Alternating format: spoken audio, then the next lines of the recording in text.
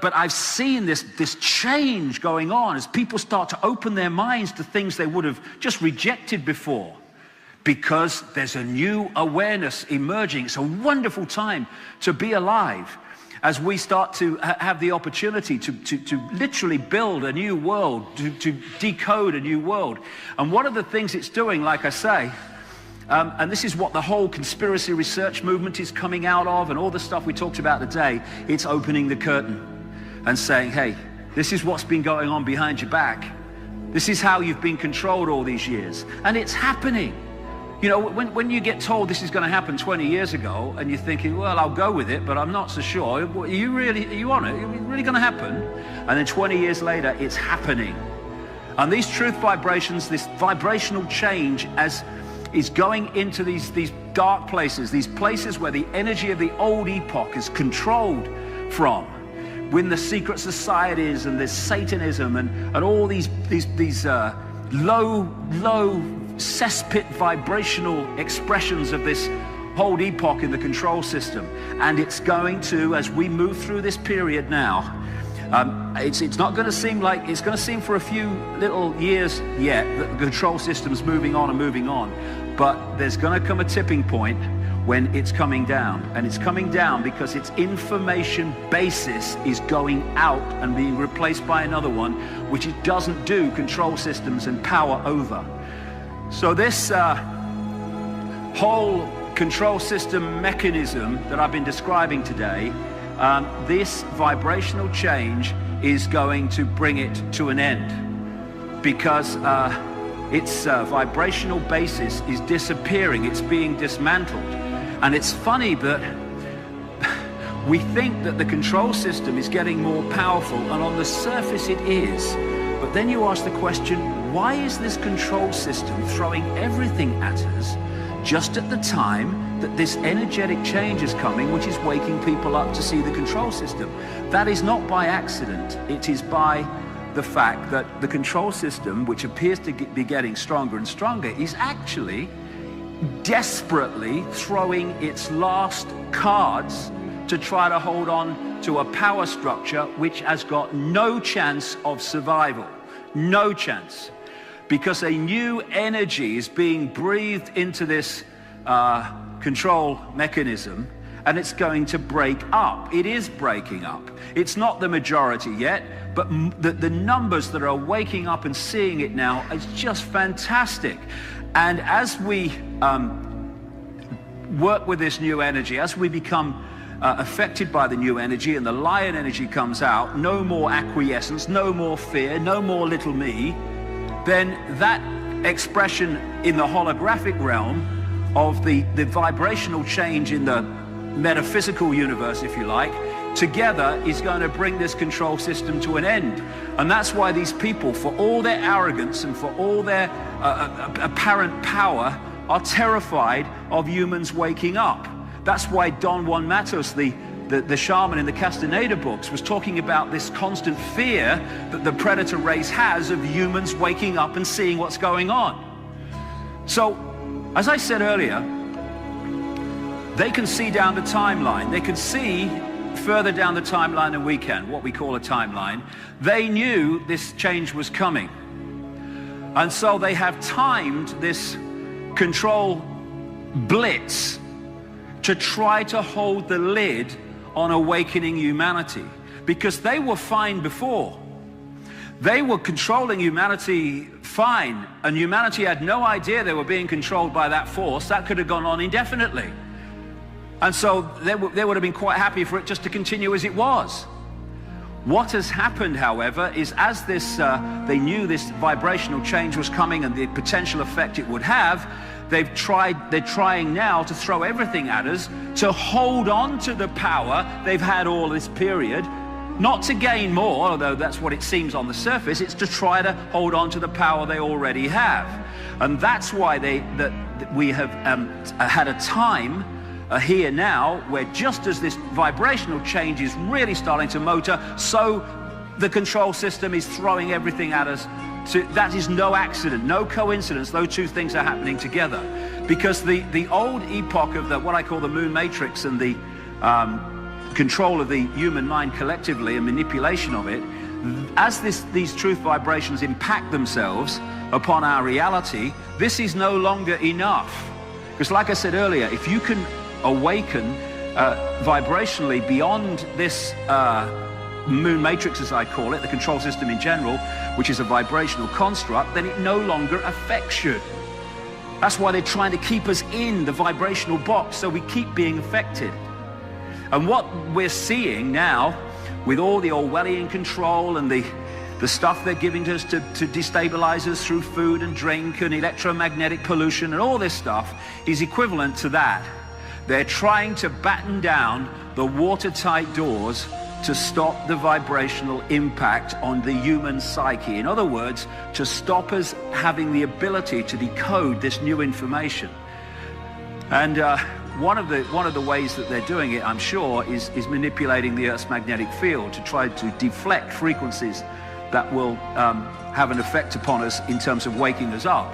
So all these things that we've been talking about today, all these things from GM food, microchips, the stuff we eat, the drugs, the mobile phone and magnetic pollution, it's all designed to do one thing. It's to destabilize the body computer so we don't get the full impact of this magnificent change that is now unfolding. Our kids and grandkids are not going to live in an Orwellian state. They're not going to live in a global fascist dictatorship. They're not. We're in the period now where this thing is going. It's going because its informational basis is going. And for me, there are many reasons for this technology, which has been widely written about in recent years, the last 15 years particularly, called HAARP. Based in Alaska, but they're now building other ones in other places. And what HAARP does is bounce radio waves off the ionosphere, the upper level of the atmosphere, and back down to Earth. And yes, it can manipulate the weather. Yes, it can manipulate earthquakes and many other things. But I say that its true foundation reason for being there is to pour or support the suppression of the Earth's energy field vibrationally, so that we do not again get the full impact of this truth vibrational change. It's to underpin all the other ways that it's been suppressed up to this point. And I'm sure that again, if whatever HAARP does to the Earth's energy field, then we are interacting with that all the time and decoding it through the computer system of the body, and therefore we're affected by it. And I'm sure that what's coming out of the chemtrails all over the world is also linked to this.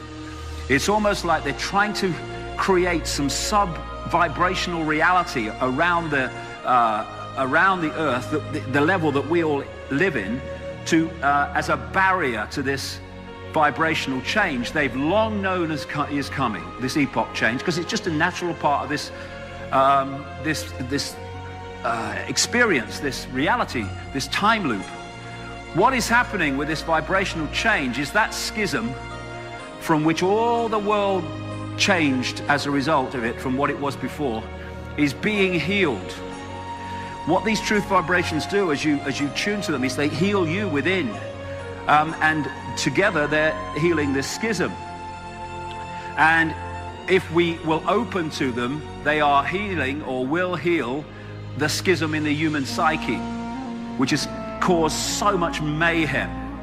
It's the schism that manifests through from the vibrational through to the holographic in all this stuff: wars, conflicts, hunger in a world of plenty, self-obsession, arguments, anger, frustration. And it's the schism on energy on which the control system is built. Without that, the world couldn't be as it is.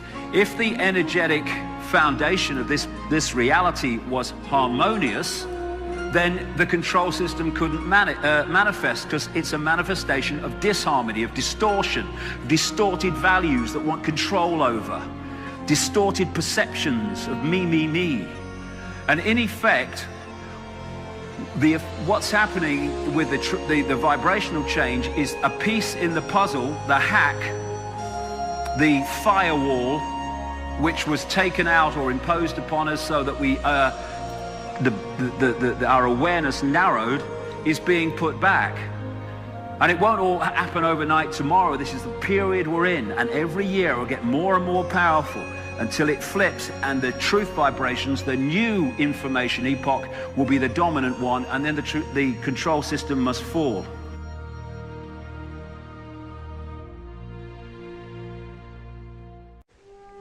And then it all started, this synchronistic, almost daily, this daily journey through a maze. And when I started out, it was a thick maze. I had no idea what this was all about. Just felt I had to go with it. I didn't even know why I had to go with it. I just got to go with this. And what's happened is, it's like some force has been opening and closing doors. So I go down this road in a maze and not this one. And so coming around to, answering your question directly, I just follow, and have followed now for nearly 20 years, this pulsing, this urging, this knowing that passes through me.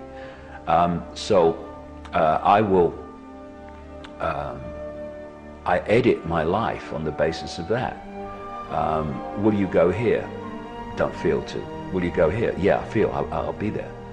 And what has happened as a result of just doing that is I've walked into people, experiences, information, books, documents, which has taken me, when I look back, on a very specific journey. I've described it before as like you're trying to put a jigsaw puzzle together, and some force is handing you the pieces. Almost in the right order that you can encompass them in the picture most easily. And so, first of all, in the early years of the 90s, and through to about 1996, all the synchronicity was about the 5 sense level of this conspiracy. Banking scams, families connecting, same people behind this and behind that and behind that, who's behind the drug networks and all that stuff, banking families, and engineered wars. What was really behind the Second World War, the First World War, what's this? And then what's this? This network that is the guiding force of this conspiracy, all that stuff. And then from about 96, when I came to America to talk about this for the first time, and lots of people turned up. I talked to 8 people in Chicago, I remember that. It was that was what you might call an expeditionary 3 months, because I was talking to myself most of the time. But I was picking up information as I passed around, and what started then from 96 onwards was the next stage of this, which is these families that I'd learned so much about in the years before, were actually connected to some non-human race or entities, for which they were basically fronting up an agenda within this 5 sense reality. That's when I went into the whole reptilian stuff. And of course, the synchronicity of my life and my journey, personal journey, and my communication of information are fundamentally connected, because part of my massive part of my life is, as I've been learning more and more, my personal journey has been clearing out my own body computer programming, so that I can access higher and higher levels of consciousness. Of course, everyone's got the opportunity to do that, and many people are doing it now. So I've had great challenges in my life at the same time as doing the information to break this up. And break these programs up, and one of the biggest ones happened in 1991, when I started talking about what was happening to me. And of course, I was a well-known television presenter in Britain, so there was monumental ridicule of a kind that few people can actually have experienced. I mean, I would walk down the street and be laughed at by most of the people in the street for like 2-3 years. A comedian only had to say my name, no joke necessary, get a laugh. What I was just going to say, the reason I bring this up is about the synchronicity of my life. It's because from 96, when I started going to the reptilian stuff, because I'd been through that mass ridicule in the early 1990s, it had cleared me out of the key thing that most people live in, the prison that most people live in, which is the fear of what other people think. Therefore, to me, coming out from the late 90s about the reptilian stuff was not a problem, because the level of ridicule could not be greater than what is before.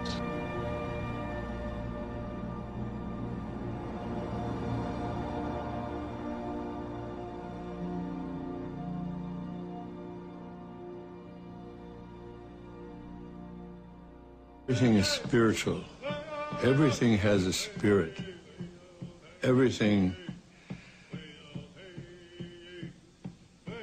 We're here on Earth only a few winters. Then we go to the spirit world.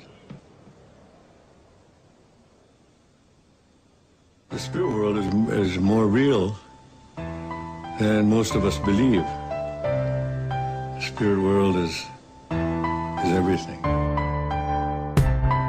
Pondering the day, the dark energy around us will reach critical mass. Until then, we all run around in circles chasing the moon.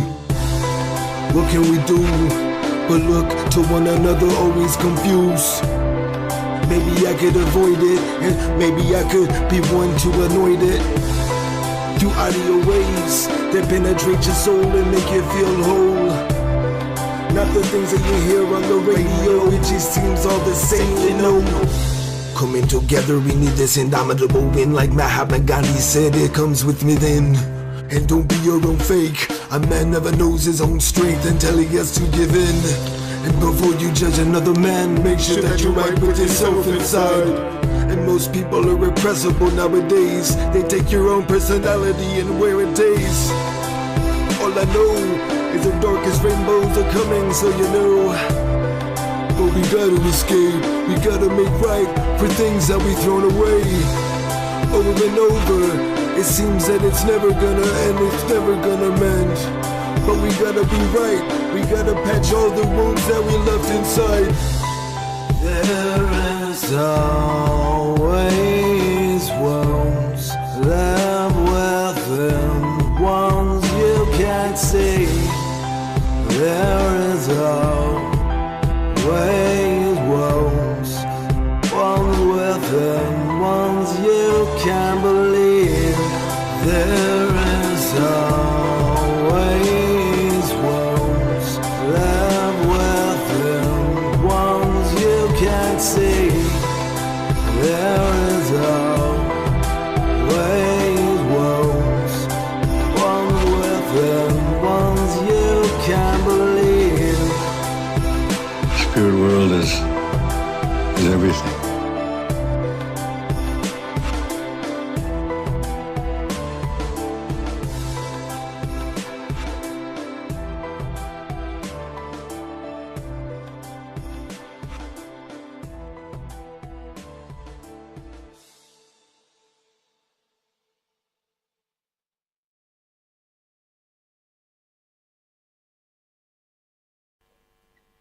Leonardo da Vinci had it.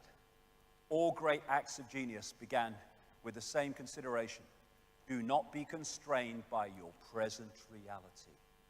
Because if we're constrained by a present reality, we're going, yeah, truth, academic school, work, yes, death, I'm out of here now. I'm going round and round and round and round. That's all you can do unless you cease to be constrained by your reality and break out of that circle and look elsewhere. When you can see through the illusion, you are the solution. Because then the illusion ceases to have power over you and your perception of self and reality. Is this real life or is this fantasy?